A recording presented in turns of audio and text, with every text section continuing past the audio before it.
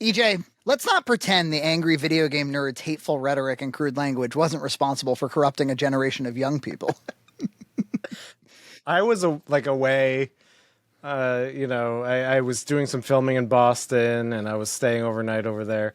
And so all this stuff happened. I'm pretty out of the loop, but I did see like thumbnails on YouTube that, sensationalizing this. So what is happening here? Not much, as it so happens. And this is, if you took away nothing, it should be this. Somebody put up the tweet that I just read. That's ground zero. The person's kidding. I'm completely convinced that the person is kidding. So it's a professional shit poster. Listen, when it was posted, their Twitter name was Fire Alarm Puller. It is now, they've changed it to Cum Shot Cringe Compilation. I'm sorry, Dave. I'm afraid I can't do that. Okay, well, I don't think this is a serious person, yes. This is somebody who's being funny. It does make a little bit of a mockery out of, I know, side scrollers with Stuttering Craig. Do you know Stuttering Craig? What's going on with the angry video game nerd, right? Yeah, he has a new podcast. He's kind of like, he's going into the culture issues now, right? Yeah, he's not. Yeah, he must be low on cash. Because he's look, I don't doubt that the guy has his earnest worldview, but it's interesting to see somebody from 20 years ago. They were talking about top 10 Sega Genesis games. Hey, I'm Stuttering Craig for Screw Attack's top 10 games that need to be made. So Number 5. Number five. He's got a pod with Razor Fist, and it was interesting. I was looking at their Social Blade. They were kind of like they were better viewed and listened to than we are, but not by a huge margin actually for like a while. And then at some point, like last year or something, their Social Blade just went off the charts. They started to succeed a lot. It started to really get into my feed because I was like, oh, Stuttering Craig is back, and then. It was just, he does try to do like kind of the Tim Pool, I'm above it all sort of thing where it's like, oh, maybe you don't know what side I'm actually on. But they're always covering the same kind of topics. Well, in some weird way, by you playing your Wii, that actually forces your tax-paying dollars to actually do some work and look for another target to blame everything on. Like Tim Pool, it's quite clear. Yes. It's a...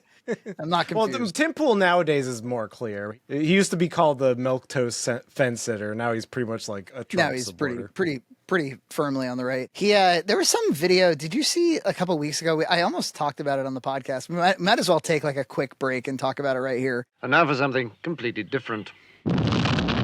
His staff had failed to like get a computer up and running for the stream for his like Timcast show, and he had a little shit fit about like maybe I'll just cancel the whole podcast from now on because everybody around here is too lazy. Everyone's kind of just kicked their feet up and said, I'm doing what I need to be doing. And it was very it's pretty cringe. I'm the only one who does anything. That just means I'm Sisyphus pushing the rock up. The problem is people are sitting on the rock. Is the best way to handle it to go on the air and say, sorry, everybody, the staff here blows. The staff I'm in charge of, that I'm accountable for, blows. Yeah, I would never just publicly air your laundry like that. It's I think it's very disrespectful. You're paying these people and you set expectations and then you measure them against those expectations and then maybe you fire them if they're not meeting your expectations, right? And then if you're being unreasonable or underpaying, then you'll have a hard time attracting talent. And so then you might have to adjust, right? And nobody came here to listen about Tim Pool. And now back to your regularly scheduled program. I think I did see, Stuttering Craig's thumbnail. That was the one that was going around. Yeah, it said like AVGN is a fascist. This tweet at this point has, it was posted November 7th, 2024. 4.4 million views, this tweet. The inference that was made was that, like, are we blaming James Rolfe for getting Donald Trump elected? Just the comedy premise of that really cracks me up, really tickles me. I really just like the idea of James fucking Rolfe, this poor guy,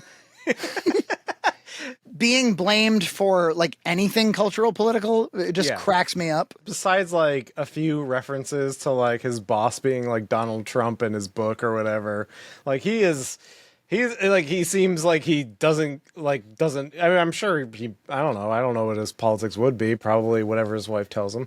But Yeah. A liberal because right. Because I mean, it seems like it's not the waters he would ever weigh in. Would you want to find yourself in a political debate with James Rolfe? Well, why were there 8 million more illegal crossings then during the Biden administration, James? LCN tried to pass a bill with Congress. However, Trump wanted to run on that bill, so he didn't allow. I don't think he would attempt it. No. I think he'd go elsewhere. And I watched the Stuttering Craig clip because he has a history with James. He was talking a little bit about that, talking that up a little bit. His story is very interesting. Just this idea that that he was able to catch James so early in his success that he was able to be like, want to post on my completely unpopular website, and James was like, okay. I don't know, there weren't that many like breakout hits, so it's kind of interesting to be like the one of the only ones being like, hey, come to my website. The guy, like, he made out completely in that situation, and James got hardly anything. I mean, I think James would have been just as well on YouTube. Somebody else tweeted the AVGN song is fascist, which I think also was obviously a joke. They're going to take you back to a past that never was any good in the first place. Gonna take you back to the past where women can't vote.